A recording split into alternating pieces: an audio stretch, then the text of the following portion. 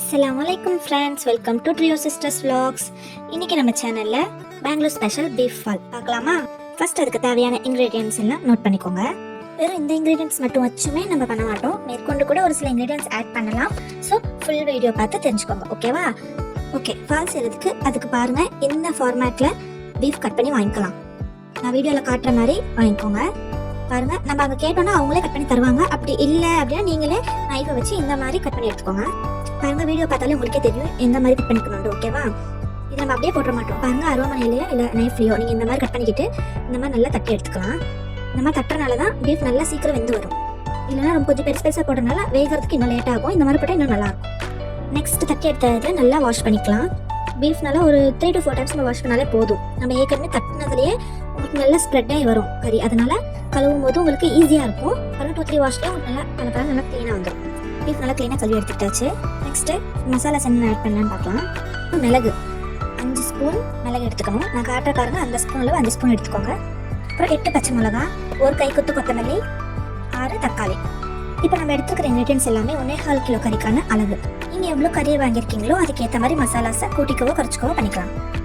இதுக்கு நம்ம போடுறது எவரெஸ்ட் மீட் மசாலா. இது நான் எந்த ஒரு ப்ரொமோஷனுக்காகவும் இல்லை, பட் அதோட டேஸ்ட் நல்லா இருக்கும். இந்த ஃபால் மசாலாவுக்கு அதுதான் நல்லா இருக்கும். ஸோ நாங்கள் எவரெஸ்ட் மசாலா எடுத்துருக்கோம். நீங்களும் அதே எடுத்துக்கோங்க. அப்படி இல்லைன்னா ஆச்சி இல்லை உங்களுக்கு ஃபேவரட்டான மீட் மசாலா கூட நீங்கள் எடுத்துக்கலாம். இப்போ நம்ம எடுத்துக்கிட்ட மசாலாஸில் மிளகும் பச்சை மிளகா இது ரெண்டையும் ஃபர்ஸ்ட் போட்டு நல்லா குறைக்கணும் அரைச்சி எடுத்துக்கிட்டு அதோட கொத்தமல்லி தக்காளி இதெல்லாம் சேர்த்து இந்த மாதிரி பேஸ்ட்டாக அரைச்சி எடுத்துக்கலாம். பாருங்க, நான் காட்டுறேன்ல அந்த மாதிரி பேஸ்ட்டாக அரைச்சி எடுத்துக்கலாம். தண்ணி சேர்க்காம அரைக்கணும். தண்ணி சேர்க்காம நீங்கள் கொஞ்சம் நேரம் விட்டு ஸ்பூனை வச்சு கிளறி விட்டு அரைச்சிங்கன்னா நல்லா இந்த மாதிரி பேஸ்ட் வரதுக்கு கிடைக்கும். அப்புறம் குக்கரை நல்லா காய வச்சு அதில் நான் காட்டுற பாருங்க, அந்த கரண்டி அளவுக்கு நாங்கள் 1 கரண்டி அளவுக்கு எண்ணெய் எடுத்துக்கிட்டோம். நீங்களும் அதை விட சின்ன கரண்டியாக இருந்தால் 2 எடுத்துக்கோங்க. நீங்கள் எவ்வளோ கறி எடுத்துருக்கீங்களோ அதுக்கு ஏற்ற மாதிரி நீங்கள் ஆயில் சேர்த்துக்கலாம், ஓகேவா? நீங்கள் ஆயில் நிறையா சேர்த்துக்கிட்டாலும் பரவாயில்ல, இன்னும் கொஞ்சம் கம்மி தான் சேர்த்துக்கிட்டாலும் பரவாயில்ல. பட்டர் கூட சேர்த்துக்கலாம், இன்னும் நல்லாயிருக்கும். பாருங்க, எண்ணெய் நல்லா காஞ்சதுக்கப்புறம் நம்ம அரைச்சி வச்சுக்கிட்ட பேஸ்ட் அதில் சேர்த்துக்கலாம். சேர்த்ததுக்கப்புறம் ஒரு கிளறி விட்டுட்டு ஒரு கைப்பிடி அளவுக்கு கருவேப்பிலை சேர்த்து கிளறி விட்டுக்கலாம். ஒரு 2 மினிட்ஸ் நல்லா வதக்கி விட்டுட்டு அப்புறம் 3 டேபிள் ஸ்பூன் ஆஃப் இஞ்சி பூண்டு பேஸ்ட் சேர்த்துக்கலாம். 3 டேபிள் ஸ்பூன் சேர்த்துக்கோங்க.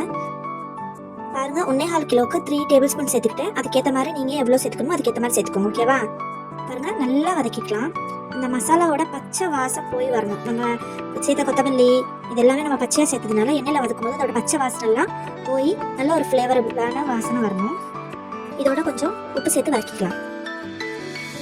சேனல் ஆரம்பிச்சிருக்கோம், ப்ளீஸ் கண்டிப்பாக சப்போர்ட் பண்ணுங்கள். இந்த மாதிரி இன்னும் நிறைய வீடியோஸ் போடுவோம். வீடியோ கிளாரிட்டி கம்மியாக இருந்தாலும் டேஸ்ட் எல்லாம் நல்லா இருக்கும். கண்டிப்பாக ட்ரை பண்ணி பாருங்கள். நீங்கள் சப்போர்ட் பண்ணால் தான் எங்களால் மேலும் இந்த மாதிரி வீடியோஸ் போட முடியும்.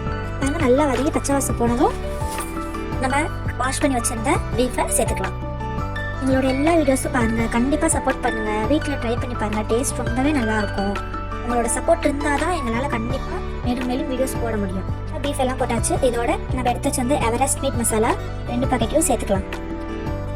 இன்னைக்கு 1.25 கிலோ கறிக்கு 2 பேக்கெட் 5 rupees பேக்கெட் 2 பேக்கெட் எடுத்துருக்கோம். நீங்கள் உங்கள் ஸ்பைஸுக்கு ஏற்ற மாதிரி கூட நீங்கள் மசாலாஸ் போட்டுக்கலாம். இல்லை உங்களுக்கு இன்னும் நல்லா ஸ்பைஸ் வேணும்னா இன்னும் பச்சை மிளகாய் அதிகமாக சேர்த்துக்கலாம். மிளகு கூட இன்னும் அதிகமாக சேர்த்துக்கலாம். மசாலா கூட இன்னும் எக்ஸ்ட்ராவே போட்டுக்கலாம். மசாலா சேர்த்ததுக்கப்புறம் நல்லா இந்த மாதிரி கலந்து விட்டுக்கோங்க. நல்லா கலந்து விட்டதுக்கப்புறம் தேவையான அளவு கல் உப்பு சேர்த்துக்கலாம். சேர்த்துக்கிட்டு நல்லா மிக்ஸ் பண்ணி விட்டுக்கலாம்.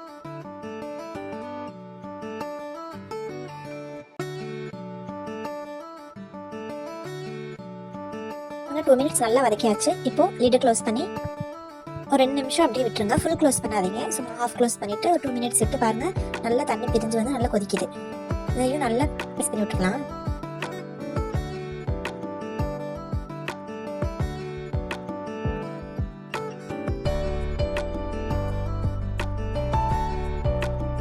இப்போ நம்ம அரைச்சி வச்சுருந்தோம்ல அந்த மிக்ஸி ஜாரில் தண்ணி ஊற்றி அலசி அந்த தண்ணி பாருங்கள், கறி நல்லா முடி வர அளவுக்கு ஊற்றிக்கிட்டு